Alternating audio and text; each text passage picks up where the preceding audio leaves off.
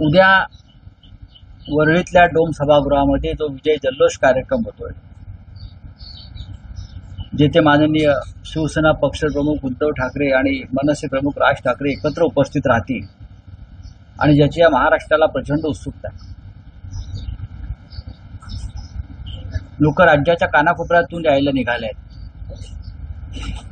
त्या संपूर्ण कार्यक्रमाची तयारी शिवसेना आणि मनसेचे नेते, पदाधिकारी, कार्यकर्ते एकत्रित तयारी करतायत. आज सुद्धा आम्ही तिकडे जाणार आहोत सगळे, आणि उद्या साधारण सकाळी 11 वाजल्यापासून हा जल्लोषाचा कार्यक्रम सुरू होईल. मी असं म्हणतो की ऐतिहासिक कार्यक्रम आहे. खूप दिवसांनी एक भाषा म्हणून, एक संस्कृती म्हणून मराठी भाषेला विजयाचा दिवस पाहता आला, तो मराठी माणसाच्या एकजुटीमुळे. आणि ही एकजूट शक्य झाली ती उद्धव ठाकरे व राज ठाकरे यांच्या एकत्र येऊन हिंदी सक्तीच्या विरोधामध्ये जे आंदोलन झालं त्याला एकत्र येऊन मराठीचा विजय त्यांनी मिळवून दिला.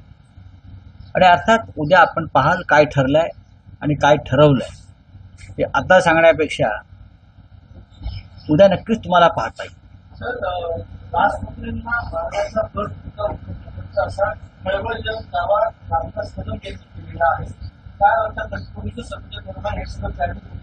सोडून द्यावं.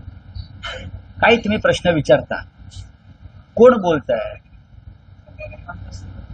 कोण आहेत ते बघा. ज्यांना शिवसेनेने इतके वर्ष सातत्यानं, त्याच्यामध्ये उद्धव ठाकरे सुद्धा आहे, राज ठाकरे सुद्धा आहे, ठाकरे कुटुंबांना देत. मुळात असं आहे की जे शिवसेनेतले आमचे जुने सहकारी आहेत पूर्वीचे, जे सोडून गेले, त्यांच्या पोटामध्ये भीतीचा गोळा उठला आणि त्या भयातून ही अशी वक्तव्य, वैफल्य, निराशेतून येत आहे. आता रामदास कदम काय बोलतायत, अमुक काय बोलतायत, शिंदे काय बोलतायत, तमुक काय बोलतायत, हे सुरूच राहणार.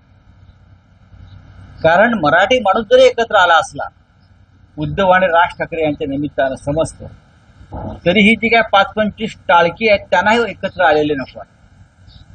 त्यातले खास करून मिंदे गटाचे लोक, हे जे मिंदे गटाचे लोक आहेत की त्यांचं राजकीय भविष्यच खतम होतं याच्यामध्ये. आणि या भीतीपोटी त्यांना त्या सगळ्या अशा कल्पना सुचत आहेत. चारण्याची भांग मारते का खूप कल्पना सुचतात, अशी स्वप्न पडतात. तशी त्यांनाही भयंकर स्वप्न पडतात. डॉक्टर रावसाहेब, एक मुद्दा या निमित्तानं उपस्थित होतो आहे की तुम्ही आता शिंदे शिवसेनेच्या वतीनं त्यांच्यातल्याही काही नेत्यांचं असं म्हणणं आहे की जे बाळासाहेबांचे होऊ शकले नाही त्यांना काय पडलंय, पण त्यांना काय करायचंय. तुम्ही मोदीचे आणि अमित शहाचे झालात ना, कालपर्यंत बाळासाहेबांचे होतात, उद्धव ठाकरेंचे होतात. तुम्ही आता मोदी, शहा आणि फडणवीस झालात ना, तुम्ही तेवढं पुरतं बघा. तुम्ही आमच्यात पडू नका. बोला ना, हे भीतीतून वैफल्यग्रस्त विधानं जी होत आहेत, ही भीतीतून निर्माण झालेली विधानं. भय आता आमचं काय होणार. त्याच्यामुळे तुम्ही तुमची चिंता करा, तुम्ही मोदींची चिंता करा, अमित शहाची चिंता करा, देवेंद्र फडणवीस यांची चिंता करा, बावनकुळ्यांची चिंता करा, बरं का, गिरीश महाजनची चिंता करा. तुमच्याकडे फार मोठं कार्य आहे. इतक्या लोकांचे बूट तुम्हाला चाटायचे आहेत आणि पुसायचे आहेत. तुम्ही ते करा.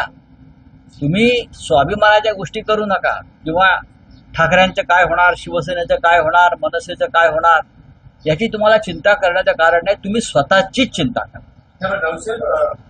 24 तास पूर्वी आहे शरद पवार यांनी असं म्हटलंय की त्यांचा काही खासगी कार्यक्रम आहे, त्यामुळे म्हणजे पूर्वनियोजित कार्यक्रम आहे, त्यामुळे ते उपस्थित राहणार नाहीये. त्यांच्याऐवजी जयंत पाटील जे त्यांचे प्रदेशाध्यक्ष ते उपस्थित राहतील. हर्षवर्धन सपकाळ जे काँग्रेसचे प्रदेशाध्यक्ष ते उपस्थित राहत आहेत. कोणते नेते व्यासपीठावर असणार आहेत, कोणते नेते भाषण करणार आहेत, याची काही रूपरेषा ठरली आहे. त्याची पूर्ण रूपरेषा ठरलेली आहे. या कार्यक्रमाचं सूत्रसंचालन अजित भुरे करतील आणि त्यांच्याकडे संपूर्ण रूपरेषा आहे. की रूपरेषा जर आम्ही आत्ताच तुम्हाला सांगितलं तर उद्या लोकांनी कार्यक्रमाला का बरं यावं? उद्या होईल ना सगळं. जे येतील त्या सगळ्यांचं स्वागत होईल. मग काँग्रेसचे नेते असतील, राष्ट्रवादी काँग्रेसचे नेते असतील, डाव्या पक्षांचे लोक असतील, कृती समितीचे लोक असतील, प्रत्येकाचं आम्ही सन्मानानं स्वागत करू आणि या लढाईमध्ये त्या प्रत्येकाचं योगदान आहे हे आम्ही मान्य करू. काल तुमच्या ट्विट जे प्रवेश होणार होते फसवण्यात आलेले आहेत आणि चांगलं आम्हाला राजवाडे असतील बाजू असेल तर काय वाटतं? नाही बघा, ते प्रवेश थांबावे म्हणून मी काय ते माझं मत व्यक्त केलं नाही. मी भारतीय जनता पक्षाचा बुरखा फाडण्याचा प्रयत्न केला. तुम्हाला गंमत सांगतो की नाशिकला काय गुन्हा घडला. नाशिकला असा गुन्हा घडला, एक व्यक्ती आहे, त्या व्यक्तीनं सातत्यानं शिवसेनेचे स्थानिक नेते, प्रमुख नेत्यांवर, समाज माध्यमांवर गरळ ओकण्याचा प्रयत्न करत होते. पोलीस त्या संदर्भात दखल घेत नव्हते. अनेक तक्रारी झाल्या. ती व्यक्ती ब्लॅकमेल करत होती सातत्यानं सगळ्यांना, आरटीआयच्या माध्यमातून किंवा सोशल माध्यमांवरून. अशा वेळेला जर पोलीस दखल घेत नसतील आणि त्याचा समाजाला उपद्रव होत असेल तर शिवसैनिकांनी तिथे जाऊन त्याच्या कानफडात नक्कीच मारली असेल. हा गुन्हा आहे का? तर गुन्हा नाही. पोलिसांना कारवाई करणं काय करते तुमच्या सायबर सेल. पण त्यानंतर पोलिसांनी या आमच्या पदाधिकाऱ्यांवर अटेम्प्ट टू मर्डर पासून रॉबरी म्हणजे दरोडेखोरीपर्यंत गुन्हे दाखल करून त्यांच्यावर दबाव आणला. कोणी? गिरीश महाजन यांनी. हे अँटिसिपेटरी म्हणजे अटकपूर्व जामिनासाठी बाहेर गेले, बाहेर राहिले, फरारी झाले. आणि हे फरारी असताना भारतीय जनता पक्षानं सांगितलंय आमच्या पक्षात प्रवेश केला तर तुमच्यावरती केसेस काढतो. काय? पोलिसांना मिळत नाहीये, गुन्हे दाखल आहेत. आणि गिरीश महाजन आणि त्यांची सगळी टोळी नाशिकची, बागुल, राजवाडे वगैरे लोकांना सांगतायत पक्षात प्रवेश केला तर आम्ही गुन्हे मागे घेऊ आणि हे मंत्र्यांच्या बंगल्यावर पोहोचतात. बरोबर आहे. आता मी दुसरं उदाहरण सांगतो. काल पुण्यामध्ये असंच एक प्रकरण घडलं. मनसेच्या कार्यकर्त्यांनी राज ठाकरे यांच्या संदर्भात समाज माध्यमावर अशाच प्रकारे काही चुकीचं मत व्यक्त करणाऱ्या सोमण नावाच्या व्यक्तीला घरात घुसून मारहाण केली. गुन्हा तोच आहे ना. गुन्हा वेगळा आहे का? पोलिसांनी तिथे गुन्हाच घेतला नाही. मग नाशिकचा कायदा वेगळा आणि पुण्यातला कायदा वेगळा. हा काय प्रकार? शिवसैनिकांच्या बाबतीत कायदा वेगळा आहे का? तुम्ही नाशिकमध्ये एक वेगळ्या कायद्यानं काम करताय आणि पुण्यामध्ये तशीच घटना, त्याच्यापेक्षा गंभीर घटना घडली. त्याच पद्धतीनं तिथे कारवाई नाही. पोलिसांनी तडजोडीने प्रकरण मिटवलं आणि नाशिकमध्ये तुम्ही अनेक 12, 13, 14 कलमं लावली की हे सुटू नयेत आणि पुन्हा त्यांच्यावर मकोका लावण्यासाठी प्रयत्न पोलीस आयुक्त संदीप कर्णिक यांनी सुरू केले. त्यातून हे सगळे प्रकार राजकीय घडले. गिरीश महाजन हे या राज्याचं गृह खातं चालवत आहेत की गुंड टोळ्या चालवत आहेत? बागुल आणि राजवाडे काल प्रवेश घ्यायला गेले तेव्हा त्यांच्यावर गुन्हे होते आणि ते फरारीच होते. मी जेव्हा हा ट्विट केलं आणि प्रधानमंत्र्यांपासून अमित शहा पर्यंत मी त्याचं टॅग केल्यावरती तिथून विचारणा झाली काय चाललंय आणि त्यानंतर हे प्रवेश थांबवले प्रधानमंत्री कार्यालयात. नाही मला मी सांग हे काय चाललंय. पुण्यातला एक कायदा, नाशिकचा एक कायदा, मुंबईतला एक कायदा, काय प्रत्येक गावासाठी वेगळा कायदा केलाय का देवेंद्र फडणवीसांनी? आणि गिरीश महाजनला त्यांचं प्रमुख केलंय का? गिरीश महाजन गुंड टोळ्या चालू. गिरीश महाजनांची 100 प्रकरणं माझ्याकडे आहेत. कशा प्रकारे पोलिसांवर दबाव आणतात, ते कशा प्रकारे गुंड टोळ्या चालवतात आणि गुंडांना प्रवेश देत आहेत गुन्हेगारांना, त्याचा संपूर्ण चार्ट माझ्याकडे आहे आणि तो मी देणार आहे आणि विशेषतः नाशिक मधले देतो. राऊतसाहेब, पक्षप्रवेशावरून तुम्ही त्याची भूमिका मांडता, त्यावर देवेंद्र फडणवीस यांनी पक्षाच्या बैठकीत आमदारांना असं कानामंत्र दिले की पक्षात याला घ्या त्याला घेऊ नका, अशी भूमिका घेऊन चालणार नाही. तर भाजप पक्ष हा मजबूत करायचा असेल तर बाहेरून जे लोक येत आहेत त्यांना थांबावं लागेल. माझ्याकडे अशी माहिती आहे की बाहेरून म्हणजे परदेशातून पण लोक त्यांच्या पक्षामध्ये प्रवेश करू इच्छित आहेत.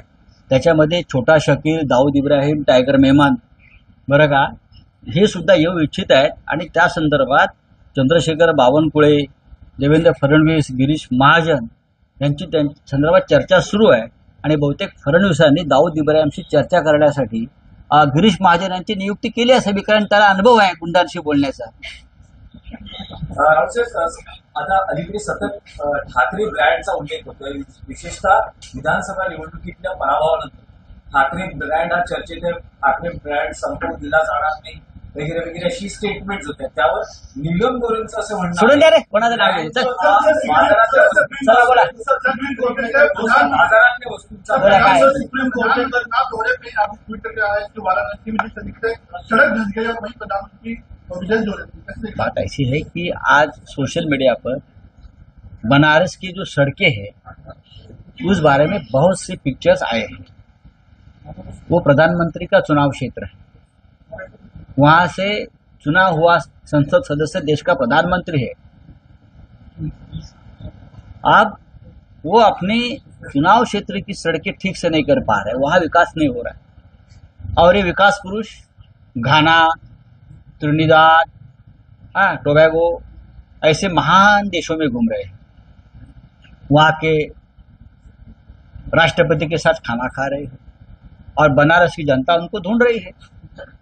उस गड्ढे में इतने एक्सीडेंट हो गए हैं बनारस में, उसकी किसी को मालूमात तक नहीं है. तो मैंने कहा कि हमारे विकास जो है बनारस का, तो विदेश में घूम रहा है, देखो.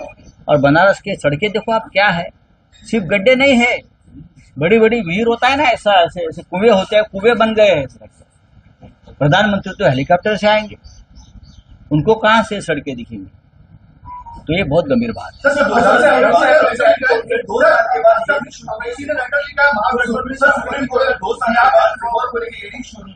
किस तरीके से देखते हो सर आप? मैं देखता हूं कि हमें न्याय मिलेगा.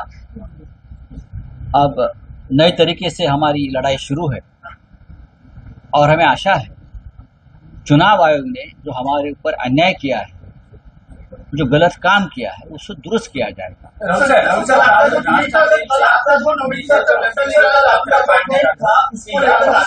या मेळाव्यामध्ये कुठल्याही पक्षाच्या चिन्हाचा किंवा कसलाही वापर नको, हा पक्षविरहित मेळावा आहे.